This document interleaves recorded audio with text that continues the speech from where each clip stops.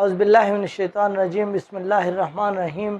अस्सलाम वालेकुम dear students, आज का हमारा टॉपिक बहुत इंटरेस्टिंग है। ये आज का टॉपिक आपका एयरिस्ट है। एयरिस्ट मीन फेल मुज़ारे एंड व्हाट इज़ एयरिस्ट, और we can say what is aorist. Aorist क्या है? एयरिस्ट से मुराद या फेल मुज़ारे से मुराद एक ऐसा फेल है जो दोनों ज़मानों से मुशाबत रखता हो। ऐसा लग रहा हो इसका ताल्लुक प्रेजेंट से है और ऐसा भी लग रहा हो इसका ताल्लुक आने वाले ज़माने यानी फ्यूचर से है, राइट। तो इस तरह के जो सेंटेंसेस होंगे उनको हम एयरिस्ट कहेंगे। Sir what sentences can be added और can be called that belong to aorist? ऐसे कौन से सेंटेंसेस हैं जिनका ताल्लुक एयरिस्ट से होगा? तो डियर स्टूडेंट्स, ऐसे तमाम सेंटेंसेस जो आमतौर पर बड़ी ए पर, हमजा ए पर, वाव पर, हमजा वाव पर, I would like to write it. आपकी आसानी के लिए मैं बेहतर है कि मैं लिख दूँ कि एयरिस्ट क्या है। तो एयरिस्ट का मुराद, अगर आप उर्दू में ग्रामर में पढ़ा होगा तो आपने पढ़ा होगा फेल मुज़ारे। This is called aorist in English. English में एयरिस्ट फेल मुज़ारे को कहते हैं। ऐसा टेंस जिसका ताल्लुक दोनों ज़माने से हो, मुशाबत हो, प्रेजेंट से भी और फ्यूचर से भी हो। और ऐसे जुमले आमतौर पर उर्दू में ख़त्म होते हैं, जैसे करे बड़ी ए पर, जाए पर, ठीक है, हमजा बड़ी ए पर, ठीक है, खाए, ठीक है, करूं, ठीक है, जाऊं वगैरह। ऐसे सेंटेंसेस जिनका ताल्लुक ऐसे जुमलों के, मिसाल के तौर पर मरीज़ क्या करे, बंदा कहाँ जाए, मरीज़ क्या खाए, मैं क्या करूं, मैं कहाँ जाऊं, ठीक है, वगैरह। ऐसे जो सेंटेंसेस होंगे जो इस तरह की नेचर के होंगे, आपको किसी टेंस में इनका ताल्लुक नज़र नहीं आएगा। आपने 12 टेंसेस पढ़े, 12 टेंसेस पढ़े, आपने एक्टिव पैसिव पढ़े, डायरेक्ट इनडायरेक्ट पढ़े, इन तमाम के अंदर ऐसे सेंटेंसेस नहीं कवर होते सिवाय इसके कि आप इसको एयरिस्ट को लर्न करें और आप इन जुमलों को बनाना सीखें। तो dear student, if you want to translate such sentences into English, जब आपने ऐसे जुमलों को इंग्लिश में ट्रांसलेट करना हो तो ऐसे जुमलों को ट्रांसलेट करने के लिए आप शुड का यूज़ करते हो, ठीक है। मिसाल के तौर पर आप एक सेंटेंस बनाते हो, मैं क्या करूं, मैं क्या करूं। इसका मतलब क्या होगा कि मुझे क्या करना चाहिए, मुझे क्या करना चाहिए। अब आप इसको आसानी से समझने के लिए मैंने आपको इसका सेकंड जो तरीक़ा है इसको समझने का ये है। बंदा क्या करे, बंदे को यानी इंसान को क्या करना चाहिए। मरीज़ क्या खाए, यानी मरीज़ को क्या खाना चाहिए। तो जब ऐसा सेंटेंस आपको मिले चाहिए वाला, तो आप डेफिनेटली इसमें देखेंगे कि आपका जो सब्जेक्ट है इस सेंटेंस में वो आपका आई यानी मैं, प्रोनाउन के मान, मतलब सब्जेक्ट आपका जो काम करने वाला वो सब्जेक्ट आपका आई है। मैं क्या करूं, तो ऐसे में आप क्या इसका ट्रांसलेट करेंगे, क्या का तर्जमा यहाँ वर्ड से करेंगे, वर्ड के बाद आप शुड लगाएंगे, वर्ड शुड, और देन आपका सब्जेक्ट है व्हाट शुड आई डू। अब सवाल ये पैदा होता है आई पहले क्यों नहीं आ रहा? चूँकि आपका ये सेंटेंस इंट्रोगेटिव है, सवालिया है। आप इसमें पूछ रहे हो कि मुझे क्या करना चाहिए, मैं क्या करूं। तो ऐसे में आपने वर्ड यानी इंट्रोगेटिव बनाने के लिए शुरू में लगाया और शुड लगाया, और देन आपने सब्जेक्ट, और उसके बाद आपने करने का तर्जुमा यानी आपने वर्ब लिख दिया, ठीक है। चलिए, अगर आपको ये समझ नहीं आ रहा, डू आप हेल्पिंग वर्ब ना समझ रहे हो, तो ये आपका वर्ब है। आप ये कह सकते हैं जनाब, नेक्स्ट एग्जाम्पल के तौर पर आप सेंटेंस समझने के लिए आप ये कह सकते हैं मरीज़ क्या खाए।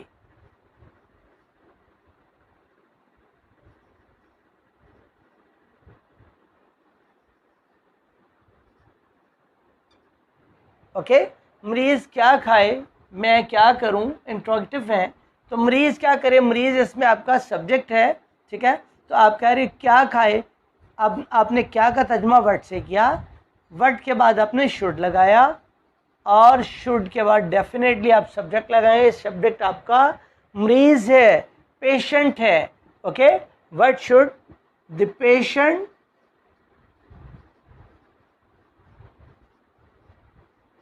Do, what should the patient eat, खाए है ना, आपका वर्ब उसमें करे था तो डू लगा, यहाँ पर खाए है, यानी खाने का तर्जमा आपने इंग्लिश में ईट कर दिया। व्हाट शुड द पेशेंट ईट, यानी मरीज को क्या खाना चाहिए, मरीज क्या खाए।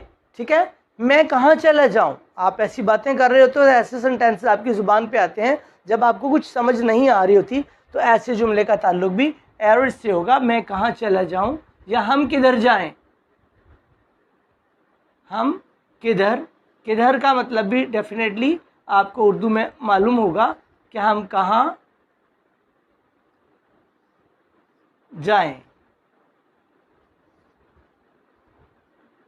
ओके, तो ऐसे में भी बहुत इंटरेस्टिंग है, मुझे लग रहा है आपको भी अच्छा ही लग रहा होगा डेफिनेटली। मैं हम किधर जाएं, तो किधर, कहाँ, इसकी इंग्लिश वेयर, और वेयर के बाद आप शुड लगाएंगे, और इस तरह शुड के बाद आप सब्जेक्ट लगाएंगे। हमेशा आप सब्जेक्ट ही लगाते आ रहे हैं, ये नोट करिएगा। शुड के बाद आपने सब्जेक्ट लगाया, तो यहाँ शुड के बाद सब्जेक्ट आपका यानी काम करने वाला हम यानी वी है। वेयर शुड वी गो, आपका यहाँ पर वर्ब है जाना, जाए से उससे बनाया हुआ। वे शुड वी गो यानी हमें कहाँ जाना चाहिए। तो ये हो गया आपका एवरेस्ट ऐसे में। समटाइम आपका एवरेस्ट ऐसा होता है कि कहीं आपको ऑब्जेक्टिव एक होता है, किसी काम को करने का एक ऑब्जेक्टिव होता है।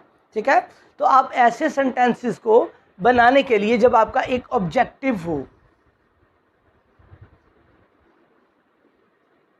एक मकसद के तहत आपको काम कर रहे हो जब, तो ऐसे में आप यूज करेंगे मे, या आप यूज करेंगे माइट,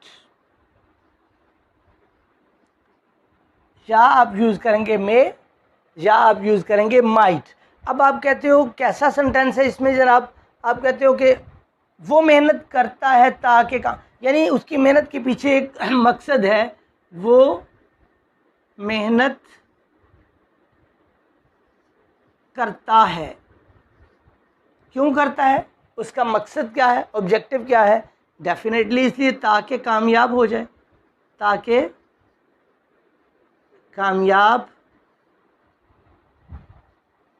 हो, या कामयाब हो जाए, या कामयाब हो सके। ठीक है, एक ही बात है, हो जाए, हो सके, हो।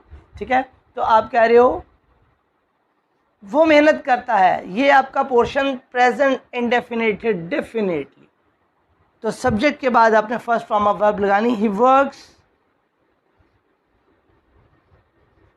हार्ड, वो मेहनत करता है, क्यों करता है, सो दैट, कामयाब कौन हो, वो, ही मे, अब आपने क्या किया, ही मे पास या ही मे succeed, he works hard so that he may pass। अब आपने यहाँ पर प्रेजेंट इंडेफिनिट में जब ट्रांसलेट किया तो नेक्स्ट सेंटेंस में आपने सब्जेक्ट के सो दैट लगाया ताकि का तर्जुमा करने के लिए, और उसके बाद आपने कामयाब हो सके कौन हो, डेफिनेटली वो हो, तो आपने वो का तर्जुमा ही से किया और देन आपने मे लगाकर पास कर दिया। अब माइट कब लगेगा, अगर आप ये सेंटेंस बनाते हो उसने मेहनत की उसने मेहनत की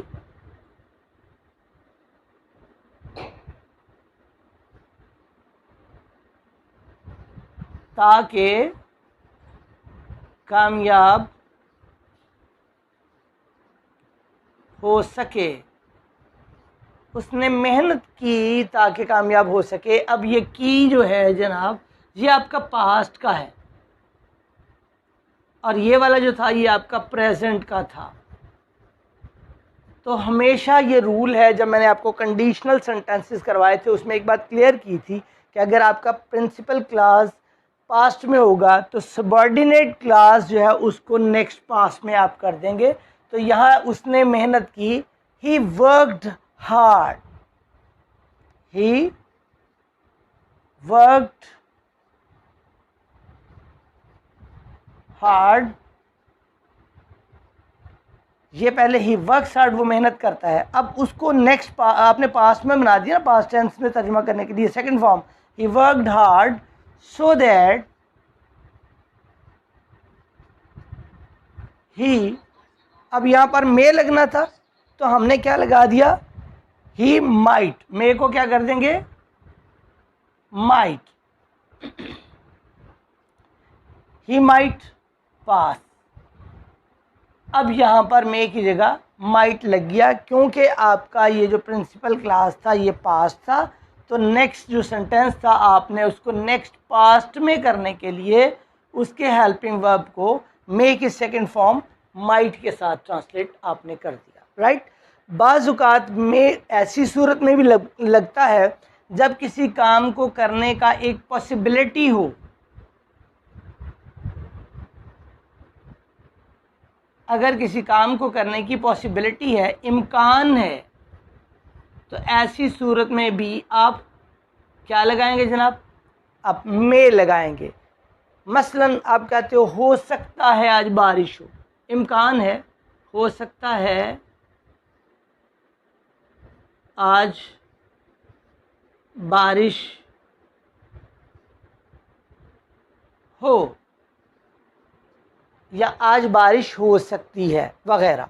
तो ऐसे जुमले के लिए भी आप इट लगाएंगे एज ए सब्जेक्ट और मे लगा दें, इट में रेन टुडे, आज बारिश हो सकती है, या हो सकता है आज मेहमान आए, गेस्ट मे कम टुडे। तो ऐसे में भी मे आप यूज़ कर सकते हैं। तो डियर स्टूडेंट्स, ये था आपका जो ज़्यादा इंटरेस्टिंग था वो ये था, डेफिनेटली आपके लिए भी और सबके लिए ही। अक्सर बच्चे इसको बहुत इंटरेस्ट से सीखते हैं, और ये वाला जो था डेफिनेटली ये भी आपका इसी के एरर्स के अंदर ही आता है, यूज़ ऑफ मे और माइट। तो इस तरह से आप सेंटेंसेस बनाएंगे। मुझे उम्मीद है आपको ये टॉपिक अच्छा लगा होगा, इंटरेस्टिंग लगा होगा। अगर ऐसा है तो आप अपने फ्रेंड्स को भी शेयर कीजिए, अच्छी चीज़ दूसरों तक ज़रूर देनी चाहिए। और अगर आपको कोई प्रॉब्लम हो तो हमारे साथ कमेंट सेक्शन में रब्ता कीजिए, आपके सवालात का जवाब आपको मिलेगा। Hope for the best, see you in next इंशाल्लाह। अल्लाह हाफ़िज़।